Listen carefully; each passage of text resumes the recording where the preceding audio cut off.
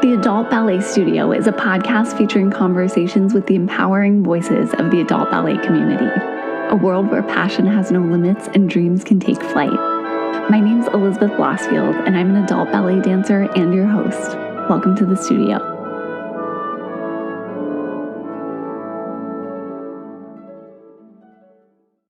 Happy Tuesday, everybody, and welcome back to the Adult Ballet Studio. We have two guests in the studio for this episode, and I'm so excited for you to hear from them. First, I want to tell you, if you don't already know, that Limón Dance Company is celebrating its 78th season this year. This is an iconic modern dance institution founded by modern dance extraordinaire Jose Limón. This season, the company will present a series of works that highlight the formative experiences that shaped Limón's approach to storytelling. To celebrate the season of the company and its legacy, we have Limón Dance Company's artistic director, Dante Puleio, in the studio. Dante is the sixth artistic director in the company's 78-year history. His position originated with Doris Humphrey, so he's filling some pretty big shoes, but doing it so well. As artistic director, he says he's committed to finding ways to honor the company's history while evolving its approach to storytelling to continue appealing to 21st century audiences. He told me he was dancing before learning how to walk, and after a career performing with the Limón Dance Company, touring national and international musical theater productions, television, and film, Dante received his MFA from the University of California, Irvine. His research focuses on contextualizing mid-20th century dance for the contemporary artist and audience, so a perfect fit that led him to where he is now. We also have choreographer Kayla Farrish in the studio, who's been commissioned by the company to premiere a new creation for this season that examines two works by Jose Limón. Kayla is a New York-based dancer, choreographer, director, and photographer. Her multi-disciplinary work has been recognized by Sundance, the New York Times, and the Harkness Promise Award. She was also awarded a Bessie Performance Award for her solo People Above the Moon. With roots as an African-American woman from the South, Kayla says her work is deeply connected to the displacement of people of color and a continuous seeking for identity and community. Themes Jose Limón himself was exploring more than 70 years ago as an immigrant.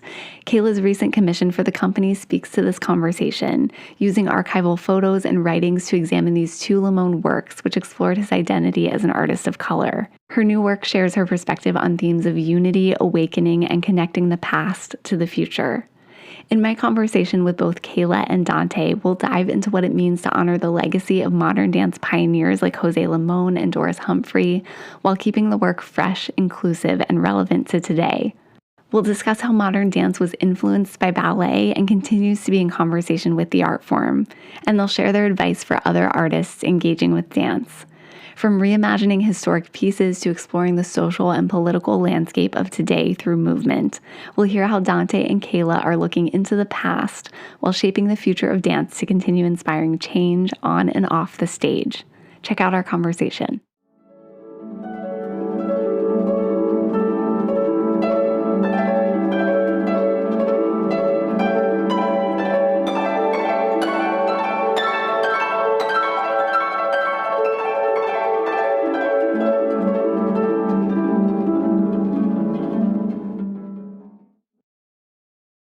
Hi, Dante. How are you? I'm good, thank you. How are you this morning? I'm good, thanks. Yeah, thank you so much for taking the time to do this. I appreciate it. You bet. Thanks for having us. Hi, Kayla. How are you? Hey there, I'm good. I'm really excited to connect with you. I was just telling Dante that it sounds like you have a really exciting season ahead with Limón Dance Company, and I know the piece that you were commissioned to create, Kayla, looks amazing. So I'm excited to dive into all of the questions. But I guess before we get started, I know that Limón Dance Company is celebrating its 78th season, which is very exciting. So congratulations. And Dante, as the artistic director and someone who has a long history with the company, how does it feel to be involved in that legacy? Well, that's a very rich question. It's a big responsibility. So it's really frightening that, every decision I make can have a real impact on this lasting legacy. So, I'm really thoughtful and I don't want to say careful, but full of care in how I make my decisions and how I work with the dancers and the artists I choose to work with, how we commission these works and how those works speak to the rep we're already doing. So it's, very, very thoughtful, and I'm in like a heightened state of awareness, I feel, in a way that I'd never felt before having this job, because I just want to see what's happening in the art world, and I want to see what inspires my artists. I want to work with artists that my artists are inspired by. So it's this, I feel like, my brain is always like in like this web of like excited tension. Which is a scary place to be sometimes, but also the best place to be. And, it sounds like you're putting together an amazing season. Yeah. So yeah, it's thrilling. I mean, to be able to be part of this in a way that, I never dreamed possible. So it is like this thrilling, crazy, scary ride. Speaking of working with incredible artists, I know, Kayla, you've been commissioned to create a new piece for this season that sort of examines 2 different works by Jose Limón. So can you talk about that piece and how it kind of dialogues with Limon's legacy? Yeah. So the 2 pieces that we were just digging into the archives with was El Redes translating to the networks and El Grito translating to the scream. And for me, I remember our first conversation talking about what was the expectation of creating with Limón Dance Company. And for me, I was like, is it trying to create a work that looks like embodies these previous ideas, technique, movement. And I really love that you said, what is your voice and your take looking at this work? And looking at the network, which I translated to the community, and looking at the scream, which I translated to feeling, and thinking of my works that deal a lot with identity and lineage and release and shedding, like these arcs and journeys, which I also, exactly what Dante said too, I love diving into and not knowing what will form, what will come out of it, but kind of trusting that embodiment, trusting what's living and breathing in there. And so with this new work, or this, I kind of think of it kind of like, here's the trilogy. Yeah, I wanted to what I see with this new work is this journey of seeing this community and seeing this alive feeling, alive processing, and I guess, these like raw emotion into movement, into landscape, into like this like migrant hero journey. And what does the collective do as they like process and move and uplift together? What's the ritual? What's the life force? I love the way that you reimagined, these themes of unity and awakening, and it sounds like a really powerful piece. I can't wait to see it. I'm familiar with your other work. All of your work is really beautiful and powerful. So, but I'm curious how you hope that this piece in particular speaks to the present moment. There's a lot to process. There's a lot that needs to be processed in this present moment. What I think is exciting is that seeing a collective of folks not only come together, but move in these different ways. Like for one example, this like section of like rage or revolt or uprising, it's like high tension, but seeing a group of folks be able to move together, be able to hear one another, even have have this contact with one another without like a destruction of each other. I find it just really exciting that all these be together and live together all at once, and like this idea of community, like what, just really trying to, I just kept asking, what is that? What does it look like in a multitude of ways? And in this time, I think where things are really hyper individualized and really feels like all this like weight and burden is on you to change or make these choices that will have these impacts, this lasting impact. How actually is it that it can be how can there be communal efforts even in like the complications of that and the differences of that and the journeys of that? Like, what is that? I think that's really important. It's like, what is the collective, and also to be able to feel, and it's also just really beautiful. The feeling allows for transformation. It allows for more movement versus like this wild thing that you don't want to let out or shift. Right. That's such an important message, because you can have, moments of anger or tense dialogue or conflict, and it doesn't need, as you said, to be destructive to the community as a whole. There are ways to do that and still find unity. So I think especially right now, the times that we're in, with such a contentious election cycle in the US, that's such an important message for everyone to hear. And Dante, I want to talk about some of the other works this season as well. I know Ms. Doris Humphrey's 2 ecstatic themes, and I know that the artistic director position at Limón Dance Company originated with Doris Humphrey. So how does it feel to be in your position and to be bringing that work to the stage? And how do you view, its influence on the company's legacy? Yeah, I think, Kayla spoke so beautifully about the complications inside communal efforts and like that feeling through transformation. And that is so elemental to what Doris Humphrey was doing and saying in the 1920s as she was breaking from the Eurocentric idea of ballet storytelling. And so for me to include the Doris Humphrey work feels important and elemental because it says the very thing that I think we're still saying today.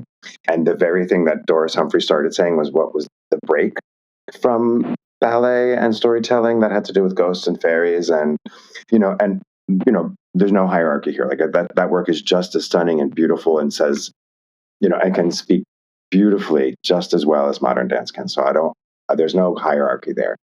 But the shift in storytelling and how we're talking about, well, what is it just to fall? Like, what is just the basic idea of falling? And then what is the idea of recovering from that fall, which is even more important than understanding the fall, like how to recover. And that is just like the primary basis for what Doris Humphrey was doing, what she was saying, and what Limón did with that. And then now what we're doing with that. What does that look like in the 21st century versus what did that look like, 100 years ago? And how has that story grown? So I feel like having the Doris Humphrey work gives the audience the opportunity to see, oh, this was like the very beginning. This was the break of just understanding of like, well, what is it to fall? Okay, now what is it to fall in the 21st century with your group of people, and how has that changed the physicality of it all? And I think that's important to see. I think it's really important for audiences to get like that arc of time all within a program. It's extremely important. And I love what you're doing with these pieces, as you said, sort of holding on to the history of them while also moving them forward for a contemporary audience. And, another piece that I'm excited about this season is Limón's piece, The Traitor, which was a response to the McCarthy hearings, as you know, and, it reminds audiences about the importance of sort of maintaining your values in the face of conflict. So that's a very relevant message for, this period of time as well. And I know that it was originally created for 8 men, but it's premiering this season with mixed gender casting. So Dante, I was wondering, I guess this could be a question for both of you, what sort of resonates with you about this piece in today's context, and how does the mixed gender casting add to that narrative? The Traitor, for the audience who doesn't necessarily know, yes, based on the McCarthy, it was Jose's response to McCarthyism, which was, the government's hunt for communism. Communism at the time looked very different than what we talk about in communism in the 80s and 90s with how communism grew. Like we're talking about the 40s and we're talking about communism, and the idea of communism was equality, was leveling the playing field. So really it was a social justice movement for the things we believed here in America, which was every man was created equal. Every person was created equal. And communism, the original idea of that was that idea of leveling the playing field. So that hunt was really for hunting social justice seekers, artists, people of color, people who were marginalized in a community where they were promised that they were equal and they weren't. So that was really the basis of what that is. And so Jose took that idea of betrayal and who was telling on who, and he told that story through the Last Supper, through Jesus's cry at Gethsemane saying, "Why God me?" And then Judas coming, betraying him, saying, "That's the guy." And then the story ensuing from there. So The Traitor is that story, but told through Judas Iscariot's perspective. So Judas Iscariot was deemed the bad guy. He was the betrayer.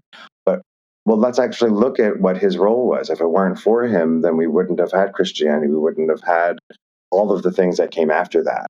So if we're looking at something that someone is deemed to do, where fate has tied their hands to do this thing, maybe it's not evil. Maybe it has to be re-examined.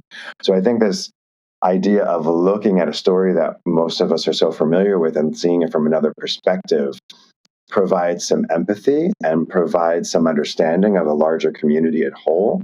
And I think that is such an important message right now, to be able to walk in each other's footsteps, because I think empathy is what will help bring people together in this world that feels really fractured. And I think that's such an important point, because often, at least when I go see, dance theater performances, because you're in a room with all these performers watching something come to life in real time, the storytelling resonates so much more deeply. Empathy and kind of just being able to put yourself in the shoes of someone who's different from you is so much more of an impactful message when you're seeing it displayed in real time. And then to like underscore that with the bodies on stage that are doing it, I think it's important to make sure that all of the bodies are telling that story because we are all experiencing this feeling. So for me, it doesn't, I think at the time it was really important to see 8 men dancing on stage because we just didn't see that at that time. There weren't 8 men that were dancing. So like to move the field forward, we needed to include men and put them up front. I no longer feel that is as necessary as part of the message. Now I feel like it's important to have non-binary artists and men and women doing these works.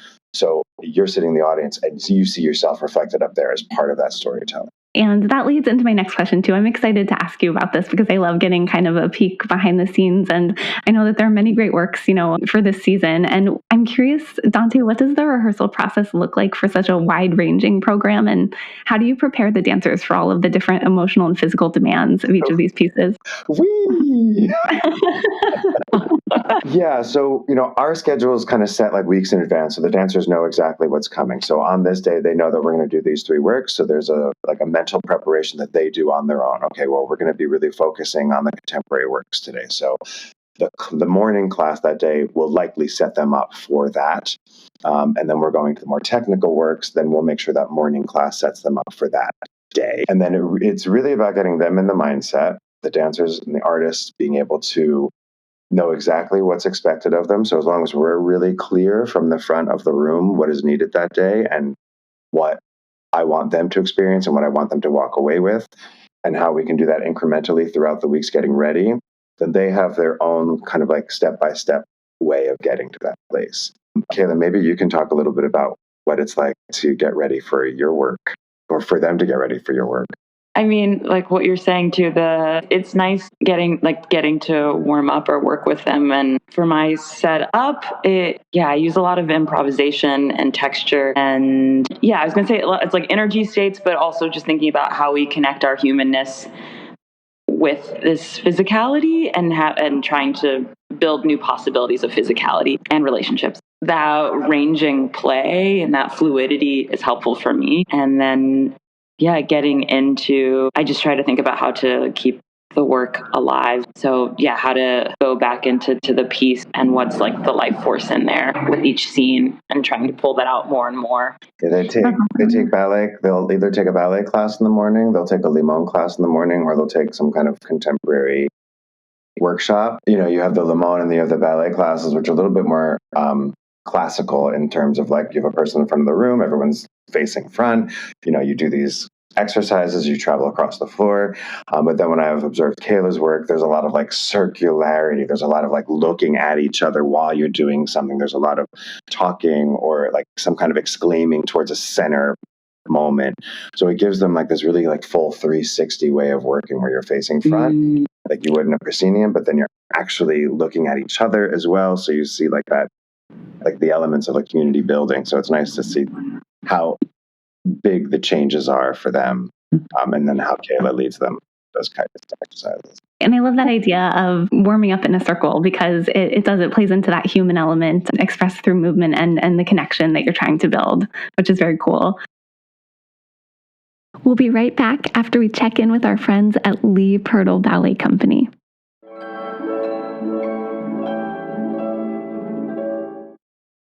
Hello, my name is Lee Purtle, Artistic Director for the Lee Purtle Ballet Company, home of the Zombie Ballet.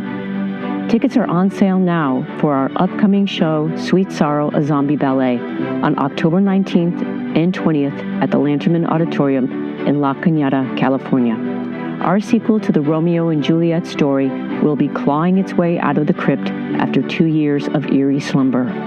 Buy your tickets now at balletforeveryone.com. That's BALLETFOREVERYONE.com. Don't miss this Halloween treat. By the way, if you want to check out Lee Purtle Ballet Company's show, Sweet Sorrow, there's an access code in the show notes for 10% off tickets. Okay, back to our show.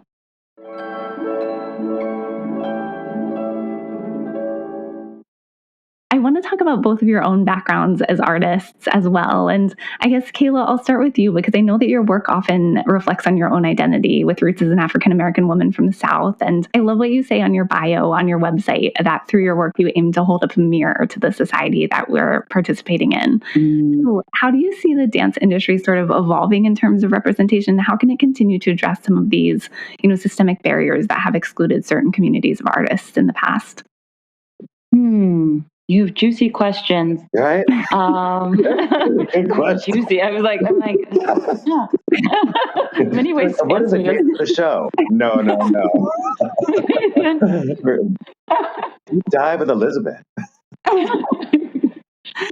I mean, when I think about like just creating, like even getting to that point of the bio, I remember when I knew I wanted to make things, but I never imagined actually originally that I didn't know how to create works that would speak socio-politically or to identity. Like I was like, this seems hard to solve in this way, in this like time frame. I don't know if I would do this, but it was interesting, I guess, just feeling that voice emerge more and more, either with my camera lens or just by these different movement games I've played with my own practice of like, okay, what is it to practice impossibility and feel infinite possibilities all at once and actually believe in that? And it like generated movement, but it also generated my belief in myself. And then that spoke to my lineage of Black womanhood and that reduction and fighting against these imposed things, whether it's like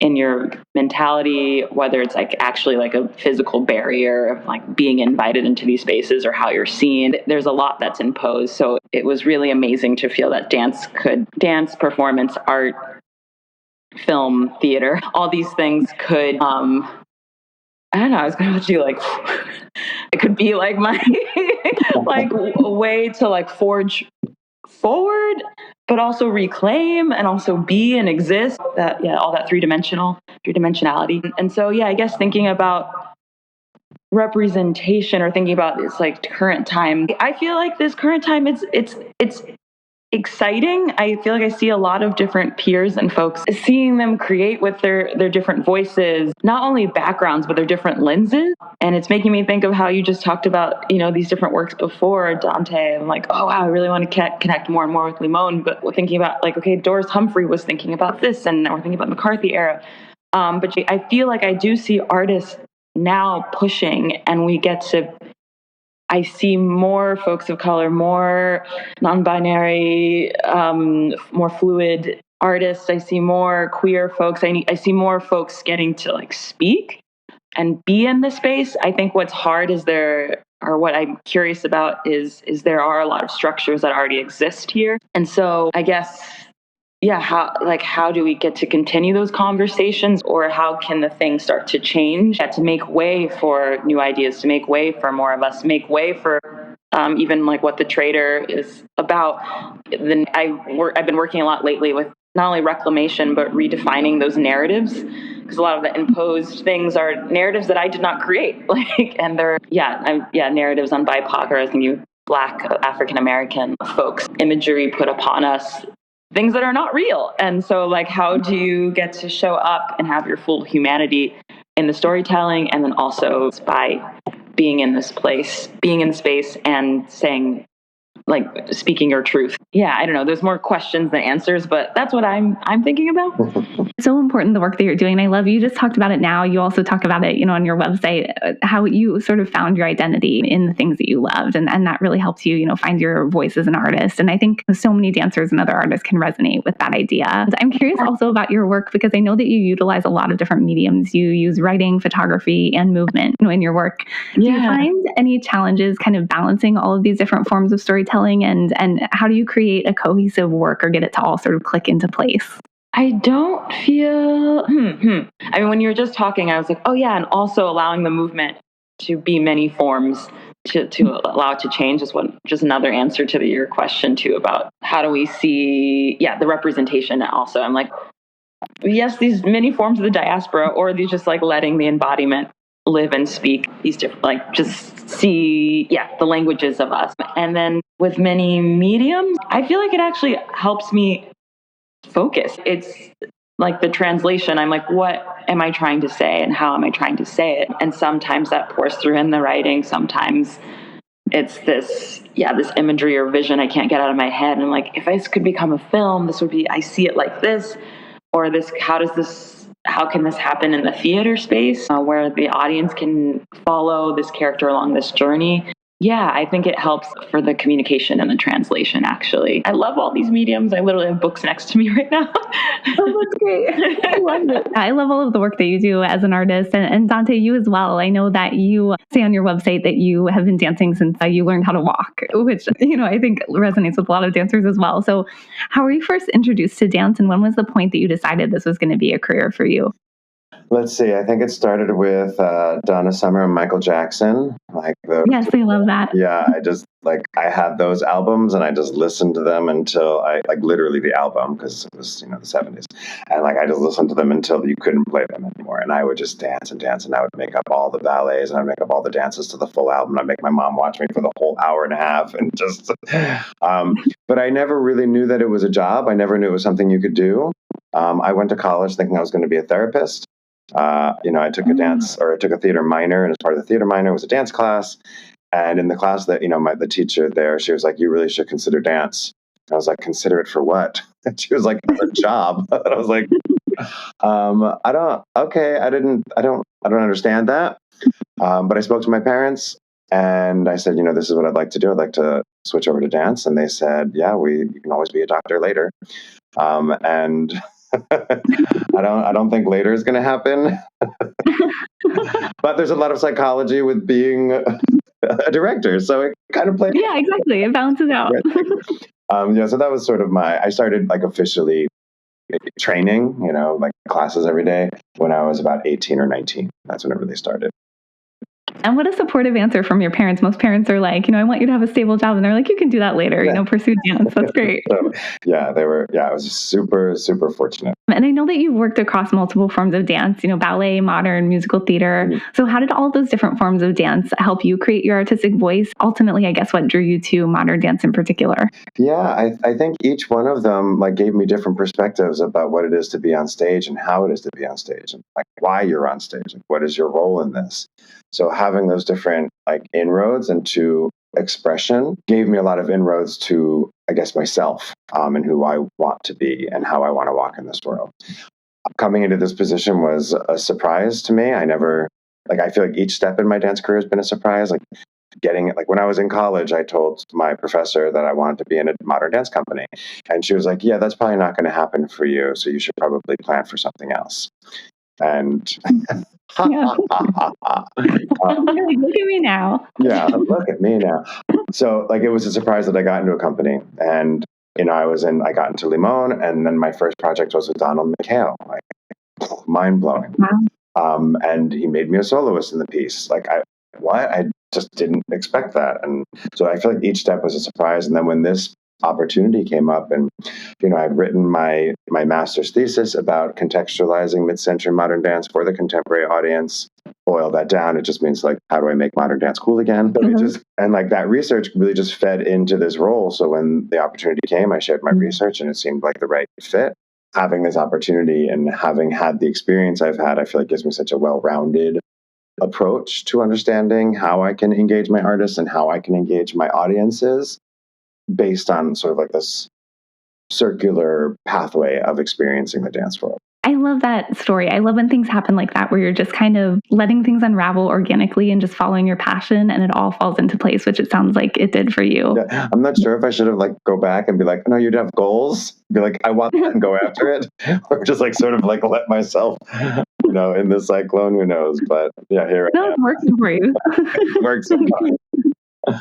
And I wanted to just, I know we're getting close to running out of time, but I wanted to touch on some ballet topics just real quick, because I know that modern dance was sort of born out of an opposition to ballet's kind of rigid structures. And as we talked about at the beginning, there's room for all, and there's a much more collaborative approach these days. But I'm curious, that sort of idea of wanting to create something more accessible and human within the modern dance world, how do you see that same spirit kind of playing out in modern dance today, and especially in this season of the company's repertoire. Kayla, do you have anything before I jump in? You go first. You go first, okay. Limón, my understanding of Jose Limón was he really felt like an outsider. He felt like he lived on the periphery, and his ability to see and have perspective because he lived on the outside, I think is a really important aspect of his storytelling.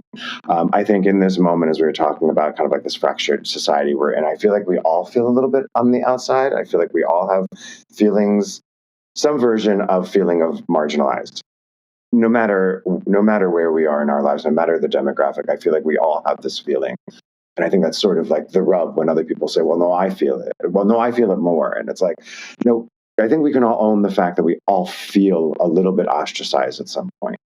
And I think stepping into that feeling and then walking into the theater, knowing that we are about to look at works that are about that, but still believing in the power and the hope that community can bring you, I hope is the access point for the audience this season. And I think you can walk into any modern dance show and allow yourself to be swept over by the feeling versus trying to understand the meaning. Like, we're not saying, okay, this gesture means this. And it's like, no, we're doing this gesture because there is no word for it. There is no way to identify it other than it's a feeling. You know, when you see someone walk into the room and they're tense and they walk through the space, you know that something's going on. You don't know what it is, but you know there's a feeling shift. Or if someone walks in the room and they're just like really light and you feel the energy shift. Same thing on stage. You know, you see people move and you just let yourself take in what bodies are doing versus trying to identify what it means. I think for me, that's the other access point. Was that clear at all? Yeah, absolutely. Yeah, it's its own language, and there's so much freedom in that, and being able to show up and just let the feelings kind of speak for themselves. Yeah, our bodies are our first instrument, and we forget that it speaks louder than most other instruments. And Kayla, I'm curious, I know that you're part of a new generation of choreographers that are shaping the future of modern dance. So what advice would you give to other emerging dancers and creators that are sort of navigating this field? I know it's a big question. No pressure, Kayla. They're all big questions. They are. I feel like there's like a lot I want to say because I'm also giving this same advice to myself. But lately, I have really been trying to reinvigorate curiosity and play. And I mean, that's my center and my heart. And so in this world of like producing, getting somewhere and having this this meaning or this idea have to be produced and out there and it has to happen. I'm working on staying with the belief in the curiosity, in the play, in the unknowing, in the failure, in the mess of the thing, I guess as a way, I know, as a way to connect to like my roots as an artist. And I feel like I just want to keep staying with what it is to be an artist so that that voice can come out or that voice can continue to change. Like I can continue to grow, I can continue to see and reflect and engage in these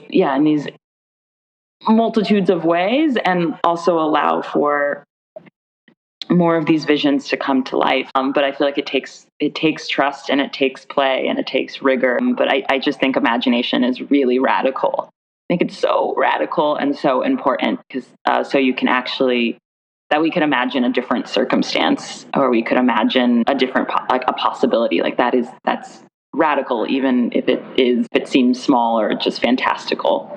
So that's what I'm thinking about. I love that answer. At the beginning, you were like, this is a big question, and then you just gave the most beautiful answer. So thank you. I got a little cold chills from that one. That was really good. I wrote that down. So that was great. And you have both been so generous with your time. I don't want to keep you. We do have one last section on the podcast. It's called Petit Allegro, which is kind of some fun, rapid questions, if you're okay with that. Exactly. I've never been good at Petit Allegro, so I don't know if I'm going to be so good at it. Me neither. You just got to keep hopping. I'm close. I just keep jumping. I'm more of like the Def Leppard girl, you know, like nice, slow, long lines. Nice. Nice port de Give me bras. a promenade, I will be so happy. Right. Anything I can stay on the ground. Yeah.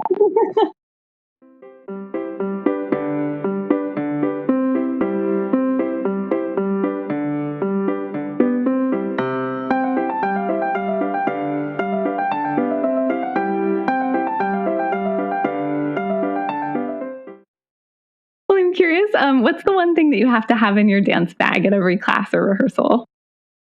Food. Ooh, so important. A pinky ball? What's that? Oh, it's not a tennis ball. It's just a nice texture ball to like pull out. Oh yeah, I've seen those. And probably actually a journal is more realistic. I'll say a journal. Yeah, those are both important too. Yeah, journal, perfect. Food for the brain, food for the mind. Exactly, both. You do both. Do you have any sort of pinch me moment in your career so far that you can share? Anything that really resonates with you? So many, but okay. I mean, doing this commission, also, it's like this is my first company commission, and also they're just incredible. And also, I did my first group tour this year, so I feel a little like, yeah. Oh my gosh, amazing! Congratulations.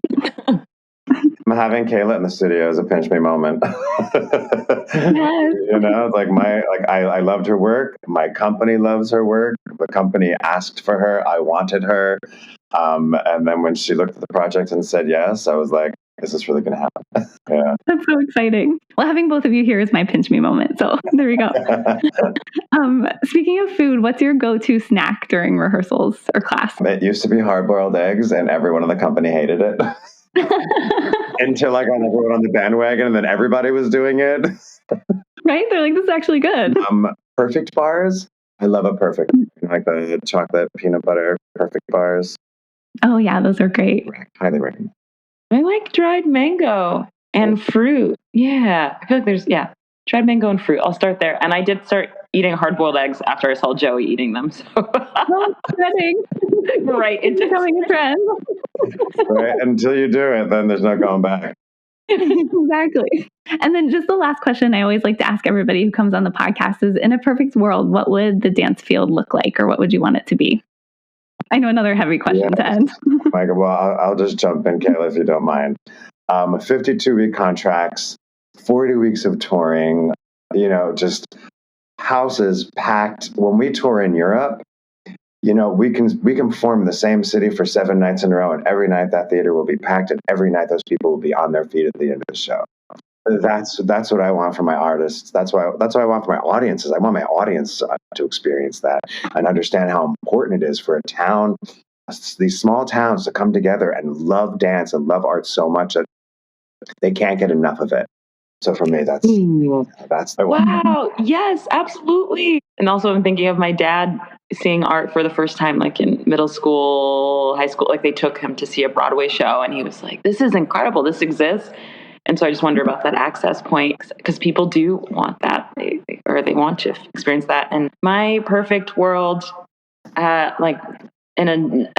is having resources to having the resources to have sustainability, to have longevity, so you can be creative. That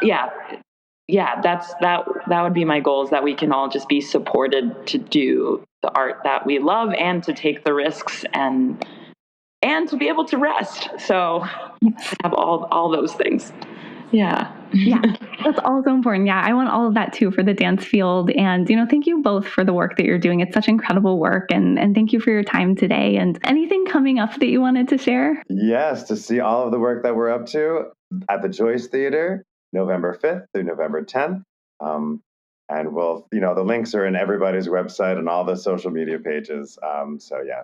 Get tickets. We open on election night. So vote and then come watch dance. Perfect combination. That's great. We'll link to it in the show notes as well, and I'll be there. I hope a bunch of listeners will come out as well. And, for any listeners who want to learn more about you and the work that you do, where can they connect with you or go to find out more? I need to update my website to be transparent. I still respond to email, and my social media at Full Out Farrish has some of the things. But yeah. Limón Dance on all the platforms, website. We have summer intensives. We have year-round artistic development training programs. So yes, if you're inspired by any of this, you want to learn more, please reach out. My email's on the website too. I want anyone who's interested in this field or interested in this work, interested in what we're doing, to be able to reach us. So please find us. Let me know how we can support your artistic journey, because it never stops. It keeps going. And I want to be a part of everyone's story, because this work speaks to generation after generation after generation. Yeah, it's so true. That's so wonderful. Yeah, and anyone listening, yeah, please reach out. It's such incredible work that you're both doing. So thank you again so much for your time today. I really appreciate it. Thank you. Thank you. I loved this conversation with Dante and Kayla. We had so much fun and I learned a lot. I hope you did too. The works being presented for the 78th season of Limón Dance Company will appear at the Joyce Theater in New York City from Tuesday, November 5th to Sunday, November 10th. Tickets are available now and there's a link in the show notes. I'll be there and I hope you will too. Thanks to Dante and Kayla for this great conversation and everyone who tuned in. There's no mid-month episode this month, so the Adult Ballet Studio will be back on Tuesday, November 5th with a new episode and another great guest. Until then, happy dancing and see you at the bar.